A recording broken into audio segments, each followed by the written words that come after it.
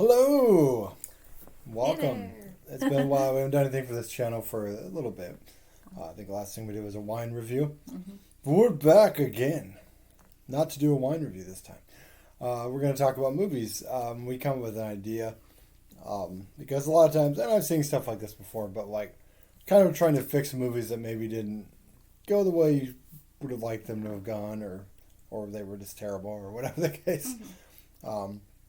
So first off, for something that actually is good, if you have HBO Max, watch Zack Snyder's Justice League, because we actually really enjoyed that. Mm-hmm. Yeah, I would say it's the best movie Zack Snyder ever made. Agreed.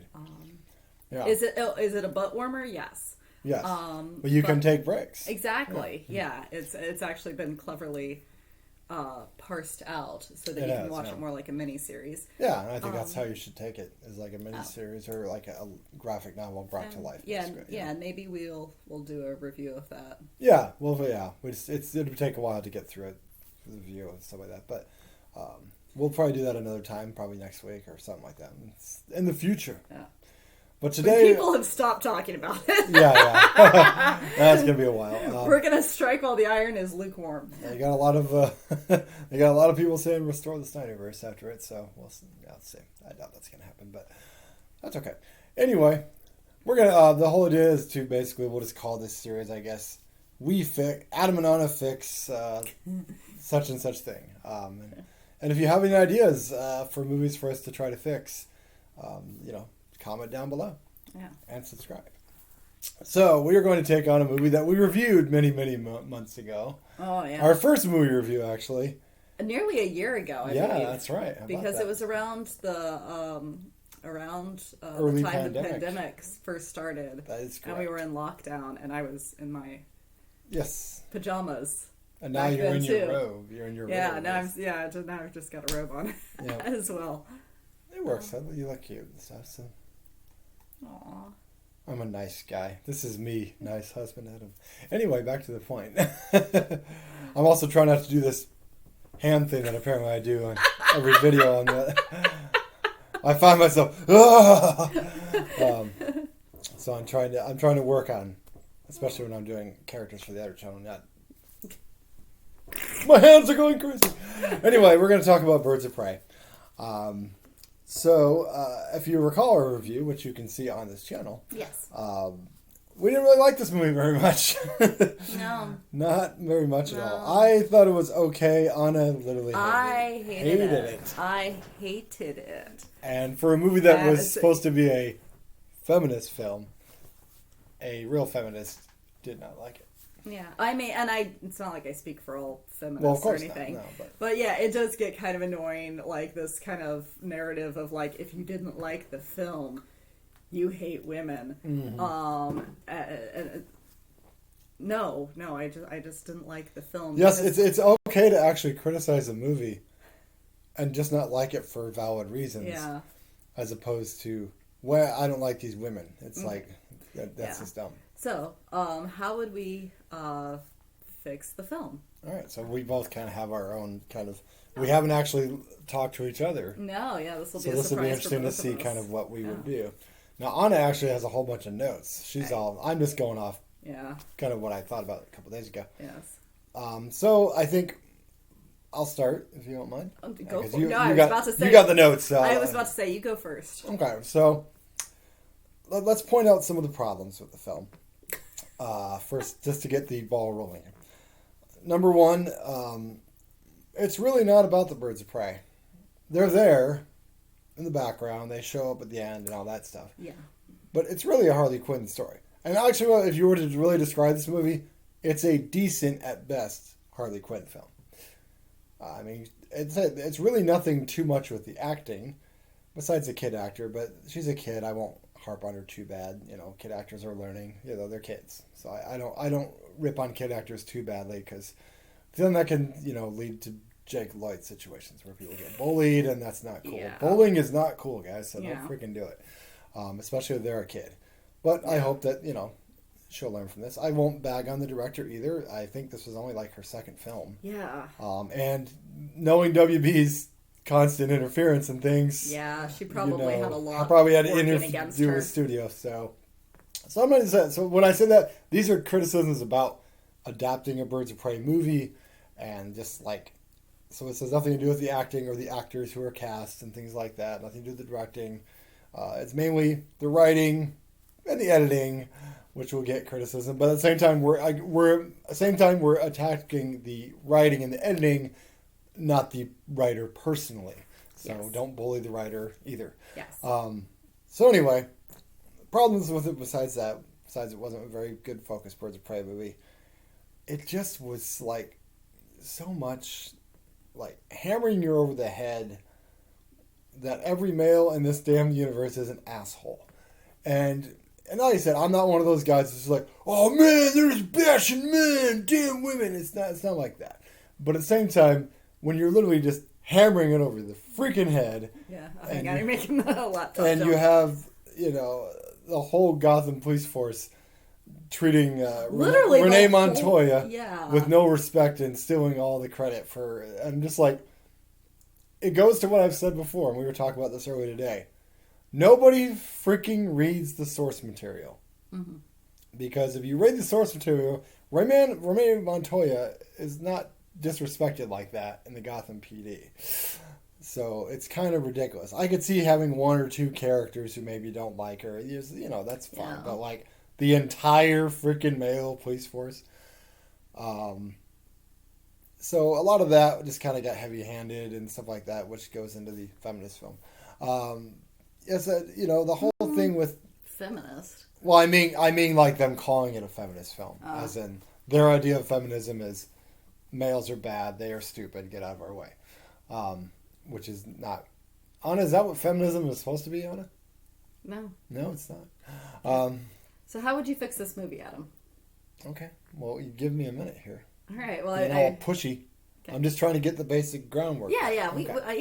Yeah. So I think the main problems of this film is that you have not a focus on the Birds of Prey and Harley Quinn. It's basically a Harley Quinn movie. So how do we fix that? I give you two options, first of all, to start with. Number one, you either make Harley Quinn the antagonist to the film, because, if you look back at Suicide Squad, she was still with the Joker at that time, and you could just still make her kind of an antagonist. She doesn't have to be a full-on villain, because obviously she's kind of on that anti-hero level now, but you can make her the antagonist of the film. That's one way to go. The other way to go is take her completely out of the film, because Harley Quinn has nothing to do with the Birds of Prey. She does have to do with is Gotham City Sirens. Now, you could have literally taken, here's what you do, you could have literally taken her entire freaking story in this damn movie and put it into Gotham City Sirens. She breaks up with the Joker. She meets Poison Ivy.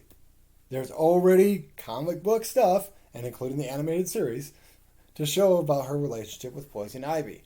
And then you have Catwoman as well. So you get Catwoman introduced. You can still have Zoe Kravitz in there if you want. And there's your Gotham City Sirens movie.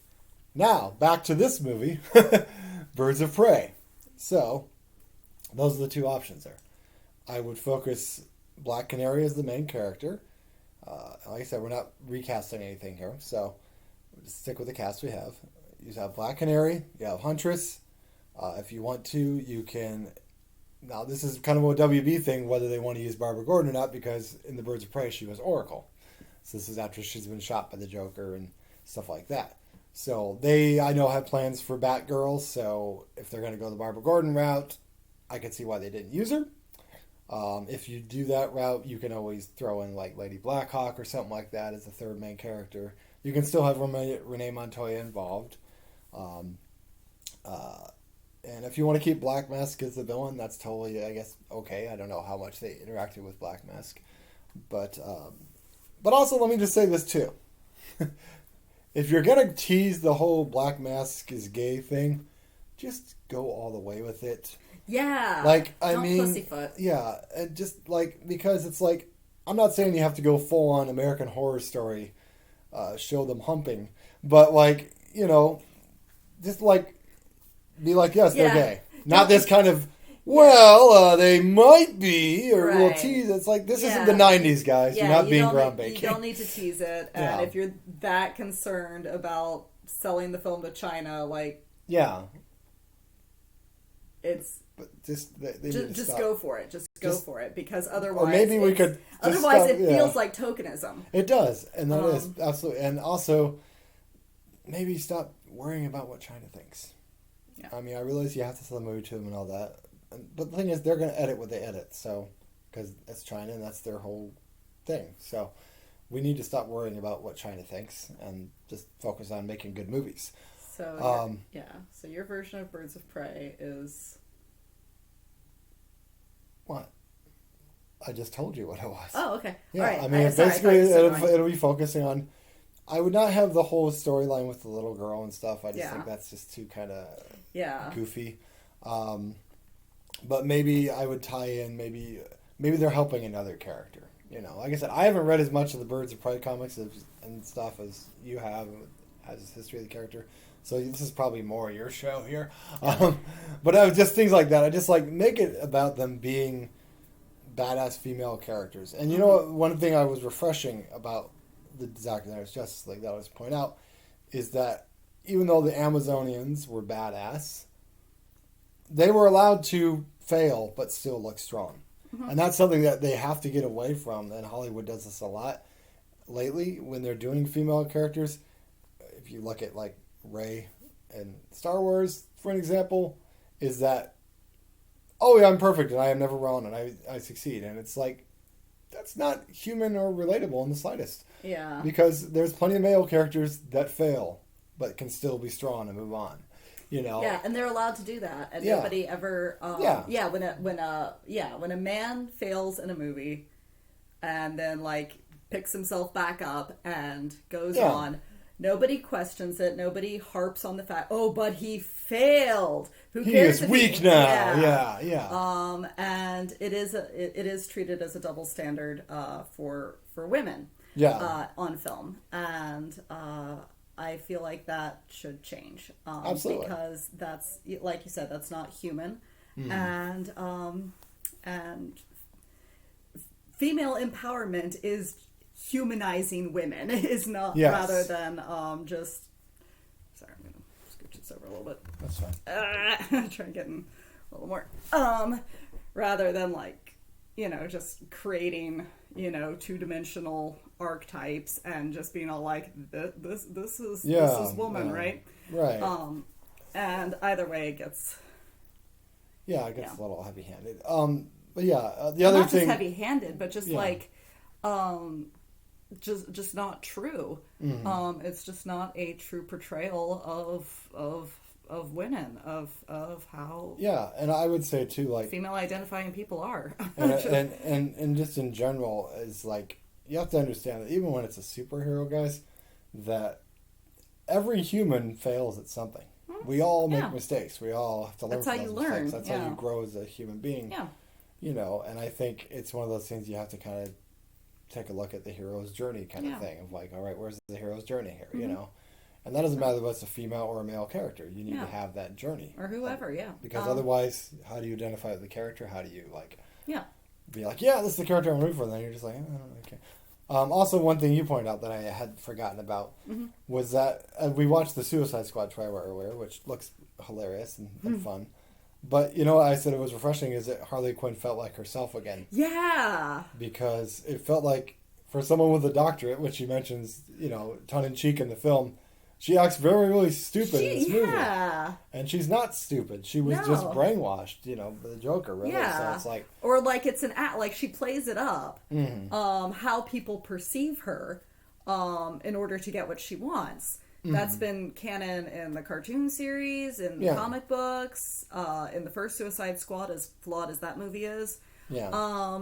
And it feels like in Birds of Prey, they totally flanderized her into being all like, oh, no, this is how she is. Yeah. And it's like, no, she's not. She's not dumb. Yeah. And it's, I think the main reason why my inspiration to do this is just that, like, I've seen so many of my friends on Facebook that like this film, and I'm just dumbfounded about what they saw in it that was good. I don't get it.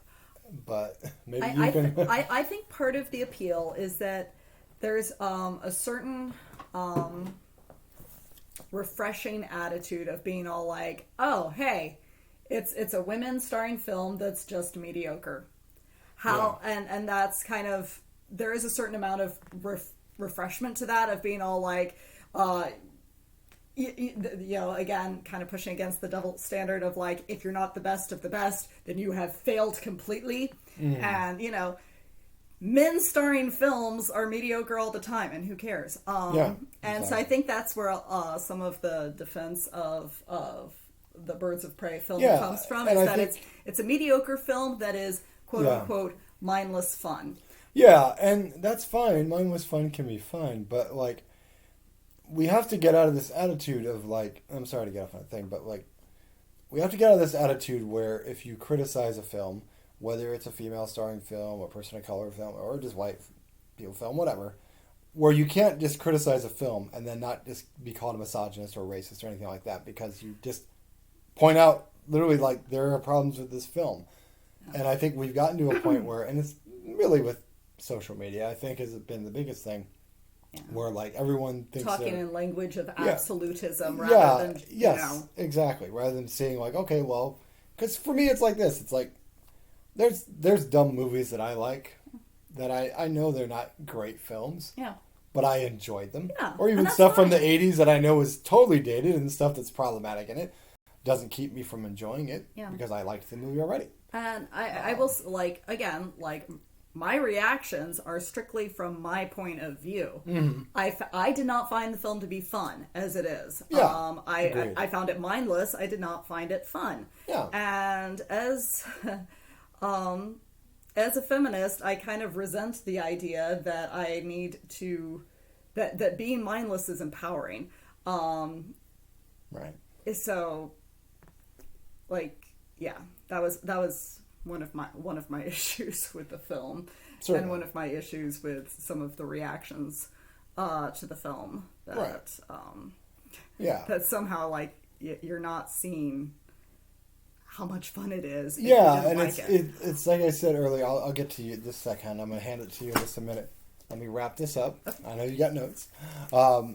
It's just like I said earlier today, we were talking about this. I said, this feels like to me like this whole thing really started with the Ghostbusters 2016 thing, because there was such a big like toxic uproar around that, and then because of that, now anytime a female-led thing, whether it's science fiction or a comic book or whatever the case, or some kind of female-led remake of something, that there's this like, obviously there's these toxic assholes who are pricks that are threatened by women or whatever. But then there's also people who are generally just like, this doesn't look very good.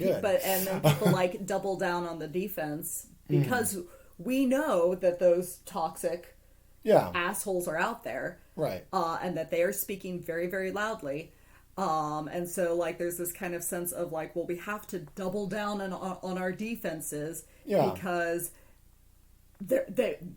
if there's one toxic asshole, that means they're all toxic assholes. Yeah, and we have to learn how to understand the difference between, like, bashing it because, it's got whammon, as the, idiots call them, and bashing it because, no, the movie is just bad. You're editing, like, please get a new editor. Right? Yeah, like, there's definitely a difference between just critiquing a film and... Right, and I think that's something that's been lost with social media. Anyway, and it's not even like bashing people's enjoyment. If you liked the film as it was, fine. All we're saying is we didn't like. I'll keep enjoying bad movies that I like too. So, there you go. All right, I give the floor to Anna, who is the huge Birds of Prey fan, and she. Oh my gosh! So huge Black Canary fan. Yeah. Okay. So I mean, it's not like I put a huge amount of thought into this, but that's fine. I put do some thought into it. I have 2 pages of notes.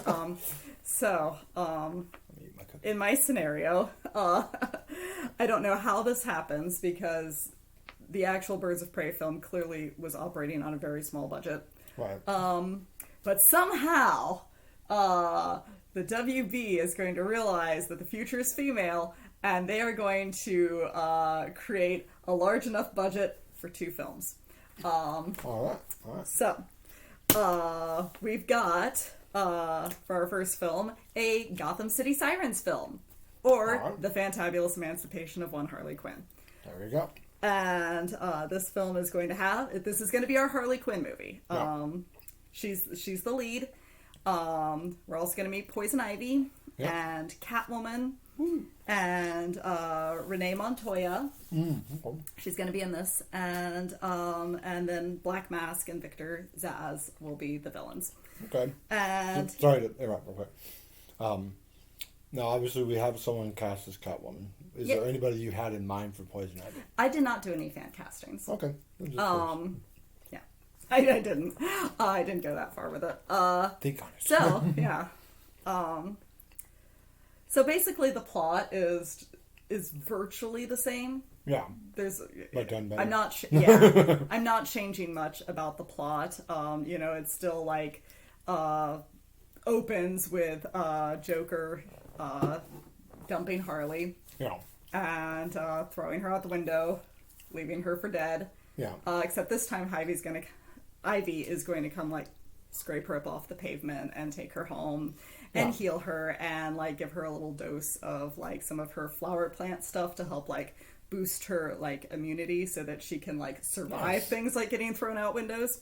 Cool. Which will come into play later in the film when they're having that huge fight scene and she's getting like tossed around like into the bridge and all that stuff, but it makes sense because she's been boosted. She's been enhanced as opposed to just being a normal human being and being able to withstand that.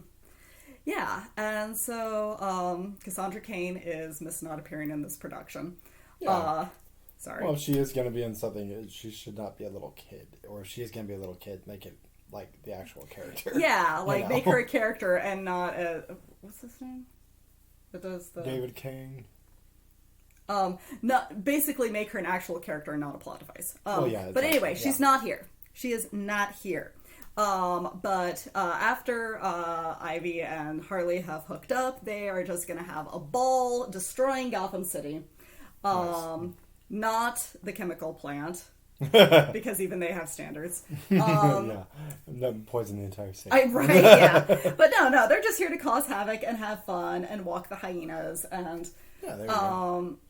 Yeah, and that would be like a fun sort of like montage-y comedy sequence of the girls, and then at some point they're going to hook up with Black Mask, not sexually. But like he's got like some kind of scheme, and so he's going to get them in on it. There isn't going to be any sort of thing where like he tries to kidnap them because he's not stupid. Right. But so he's gonna bring villain plotting, and then Montoya's gonna catch wind of it, and so she's going to be trying to stop all of this. And at this point, Selina's gonna get in on it on the plan as well. Yeah. But surprise, Catwoman works for herself, and so whatever this MacGuffin thing is, it can be the diamond or whatever. Yeah. But she's gonna get it. Yeah. And so now everybody's after Catwoman. And it's now, because Catwoman only works for herself, she plays the field. So she's already gotten in with Montoya because of her past associations with Batman. Mm-hmm. So there's kind of this sort of like, well, what's Catwoman gonna do? Is she gonna give it up to the good guys? What's going to go on? And at that point, Harley and Ivy catch up with her, and that's around the time that their little trio of the Gotham City Sirens is formed, and Montoya's in the background going, what the heck is this? But at some point, like, a general resolution is made to be all like, hey, it would be better off to not let people die. Right. So... big climax, probably very similar to, because that concept was really cool. It was, yeah. There were some, like I said, there were some moments. Yeah. But we're gonna actually put some effort behind it and some money and so and some good editing and stuff to actually make it look as good as it deserves to look. Right.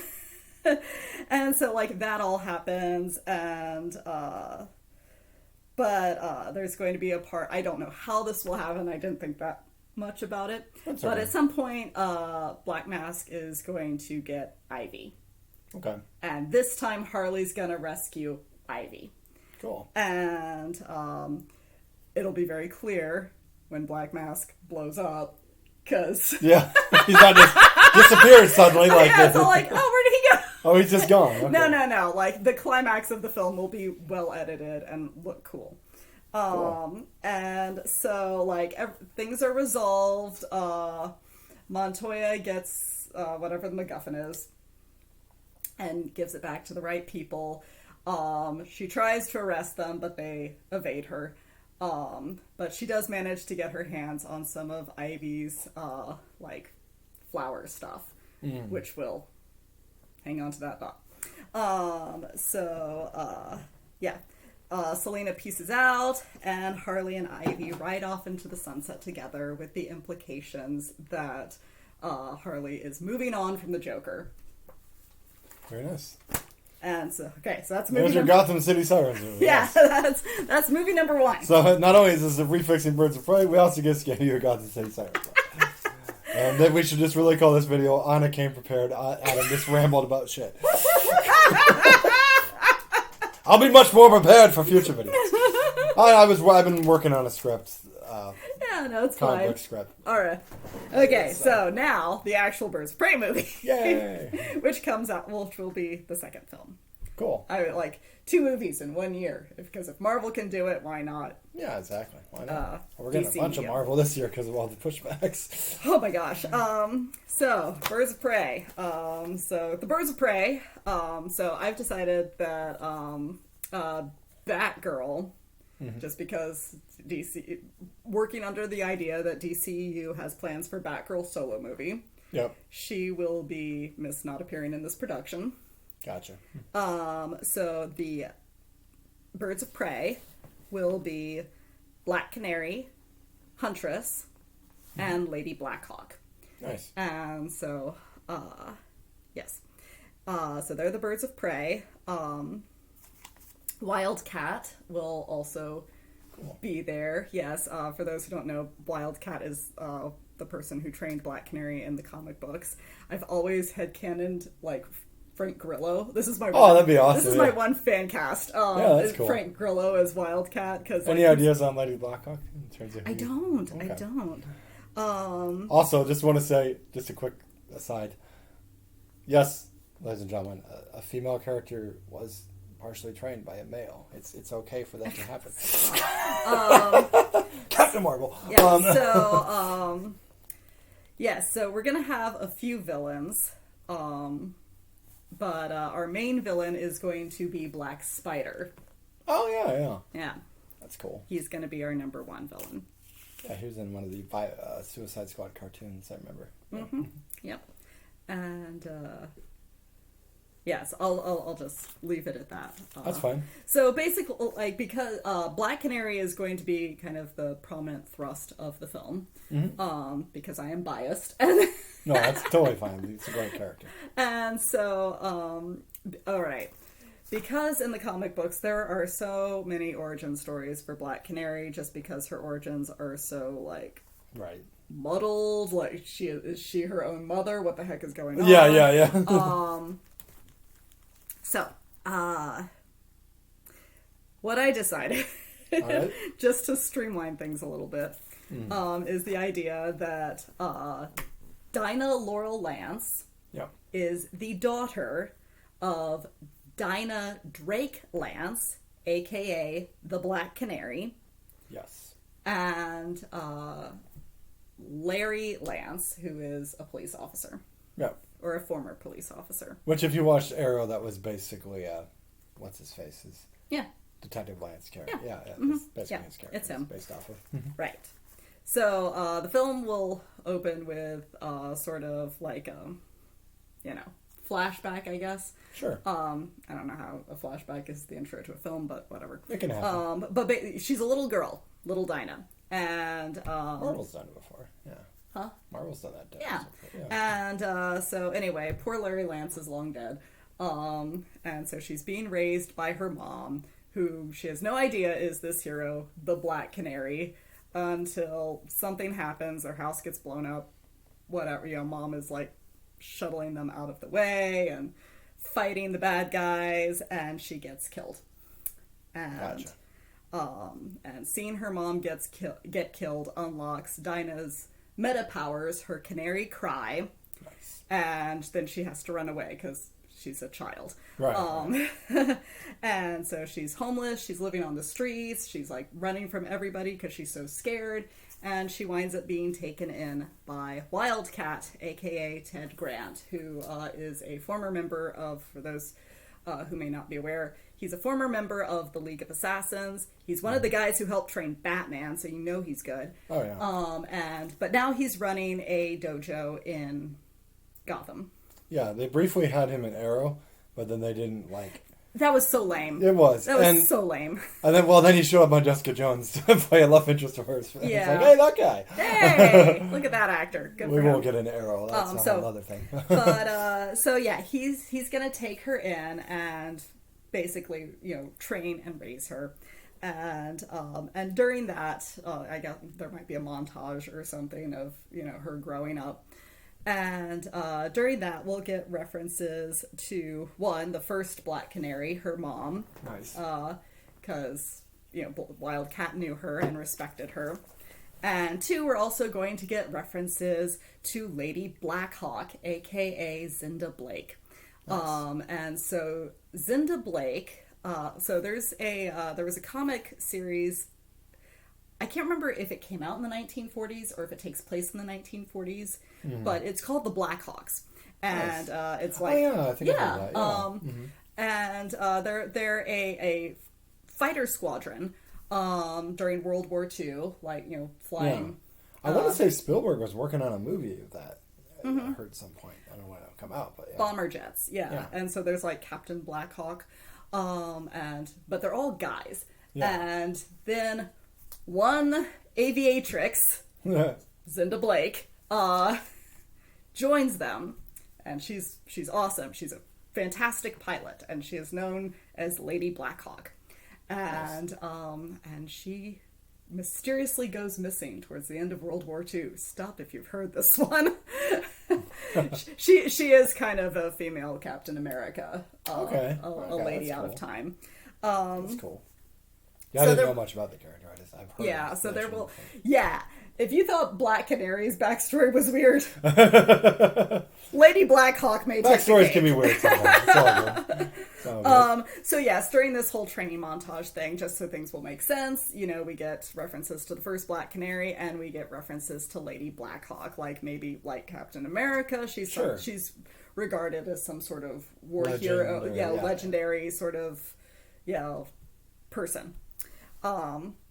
So time skip, we're now in present day. Black Canary, or Dinah rather, she's all grown up, and then what did I put here?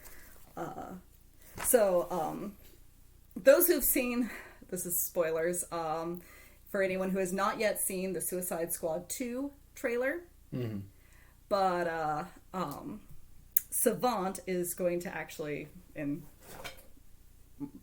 my version of things, is actually going to be debuting in this film. That's cool. Because he originated in the Birds of Prey comic books. Okay. Yeah. I think Michael Rooker's playing him. Yes. This is great.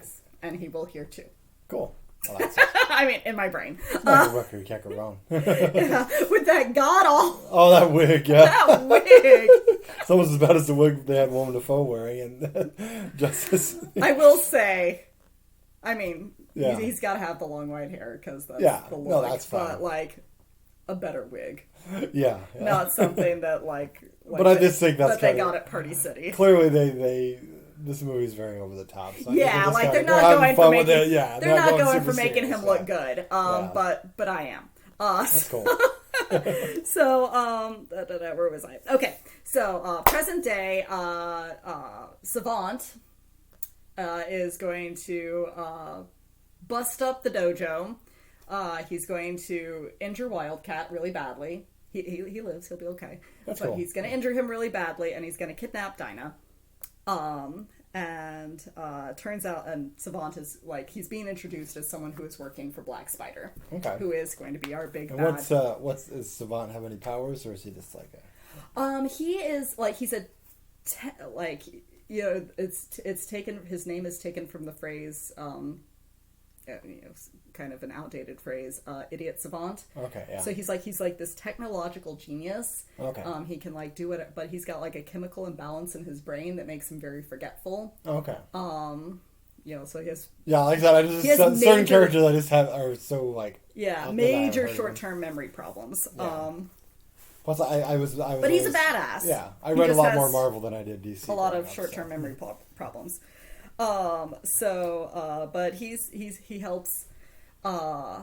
he's, right now, anyway, he's helping Black Spider. Okay. And so he's... takes her in there. And it's going to be... oh gosh, sorry. But she's going to fight her way out. She's going to escape. And we're going to see, like, as she's doing that, some glimpses of Black Canary's, big, like, arch nemesis, Lady Shiva. Nice. Who is her nemesis, but also, like, they've got, like, this weird frenemy thing. Like, it's a very complicated relationship. Gotcha. So she escapes, and as she's escaping, like, that's when we're going to meet the Huntress. Cool. And that's when Lady Blackhawk is going to be found and revived and have her sort of like woman out of time mini story arc. Nice. And so, but basically the idea, and I did not think too much about this, but there's a MacGuffin. Why not another MacGuffin? Right. That Black Spider is getting his hands on, and he's going to use it to, I don't know, like, control the city. That makes sense.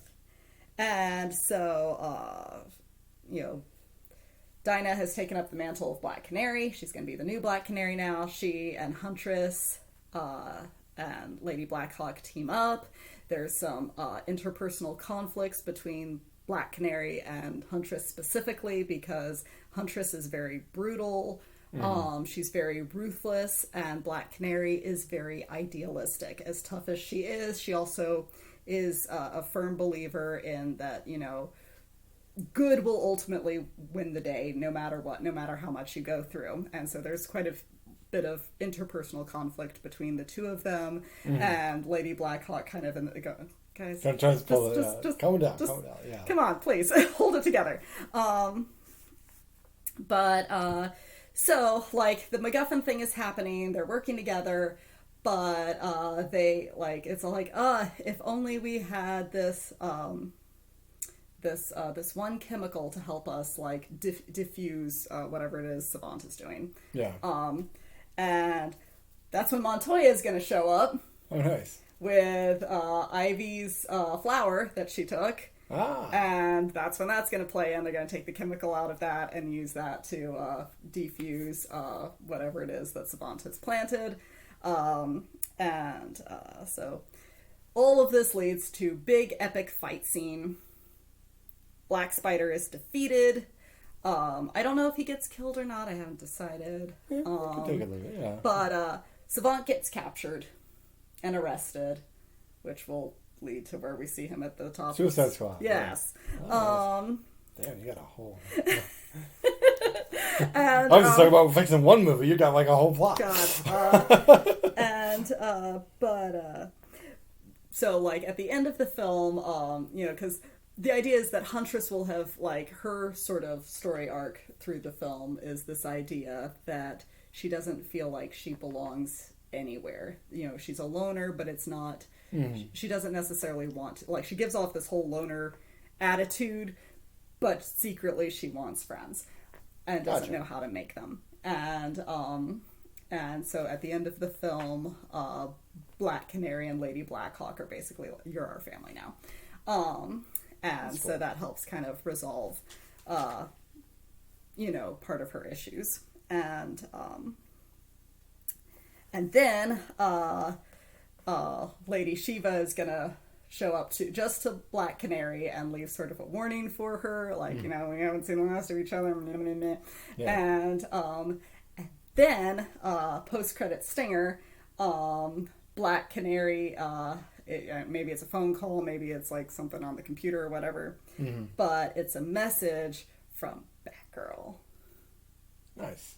The end. Cool. Might I throw in another mid-credit sting? Sure.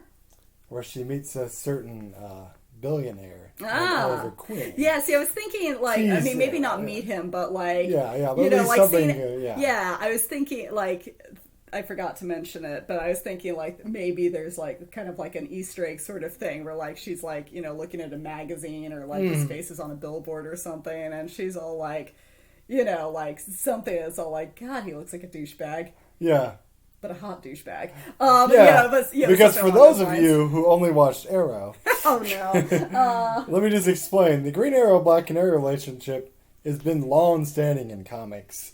And, you know, you think, like, Superman, Lois Lane, you think Spider-Man and they're similar thing. They're right up always, there. Yeah, so yes. For Arrow to shit on that is totally ridiculous. Yes, I would totally put an Easter egg for them. Nice. Probably not have them meet. Well, it's tease out for the sequel because you get your Green Arrow movie later. Exactly. It was, damn. Yeah, put me to shame. Oh, no, this wasn't a competition. I know, but I was just like, I guess I didn't Look at this, golly, I talked you did. That was good. My God, I talked so long. I'm so sorry, guys. No, that's fine. It doesn't matter. I talked for like 25 Don't watch minutes. anyway. Keep watching. But no, I think that's good. I like I said, I just had the basic idea. Just like, my main thing was just, you know, do a Gotham City Sirens movie and then focus on the Birds of Prey as the Birds of Prey. That was my main when you said that, I was like, oh my gosh, we had the same idea. Yeah. But you obviously had a much more drawn out idea there. But to be fair, too, I mean, I think you're more familiar with these characters, too, than I am. Yeah. Like I said, I grew up reading a lot of Marvel. I read a little bit of Batman, but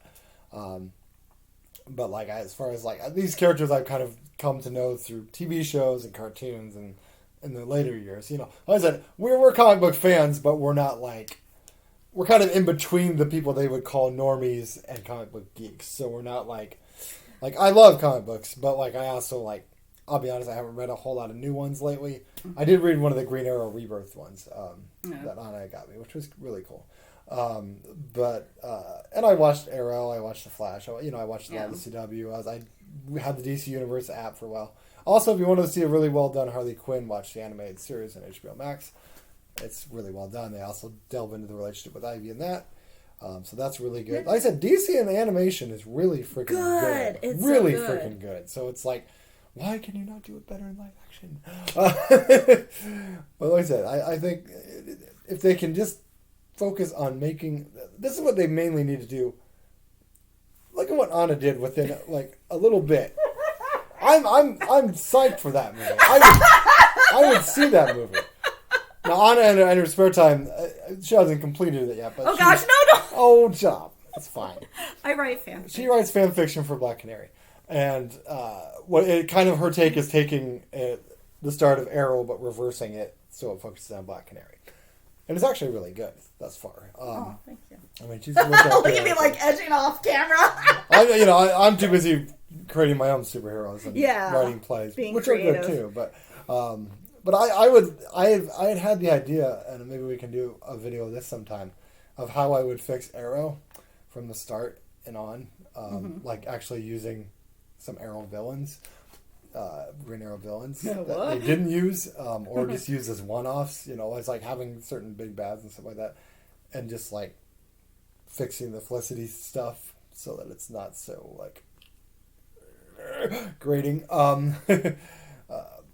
Like, I would love to fix Batwoman, too, but I just don't know enough about the character to really fix that show that's beyond fixing. Yeah. If you want to watch a bad show, guys, watch Batwoman.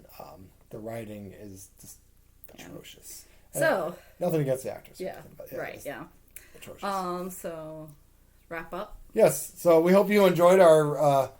Anna basically fixes Birds of Prey and Adam rambles about shit. This is our first attempt at this. The future ones will be with that. But we have ideas for doing more of these. Like I said, we can probably... I would love to take on the sequel trilogy of Star Wars at some point and how I would fix that. That would be, I think, a fun one to do. Because I think there was so much... For me and Anna as well, sometimes we watch a movie and we see the potential in the movie if they just didn't make really stupid decisions. Yeah. And when we're talking like this, we're not just fans. We are actors and writers sketch and improv comedians, all that stuff. So we're not just like, I'm some guy that sits in his basement and thinks about things. You know, and like I said, I didn't, with the exception of Frank Grillo, I didn't do any fan casts. That would be fun to do sometime too. We could fan cast some stuff. But like basically any character that you saw in these films, like it's the same. Yeah, if they were already cast, I wouldn't change that. Yeah, because Journey Smallville is actually pretty good. Singer and I was watching the Lovecraft Country, and I was like, oh, that's pretty good. Yeah. So if you remember my Birds of Prey view, I wasn't probably as complimentary towards her on that, because I mean the only Black Canary I really sing was the one on Arrow, Katie Cassidy. Yeah, who I like. But you got learned.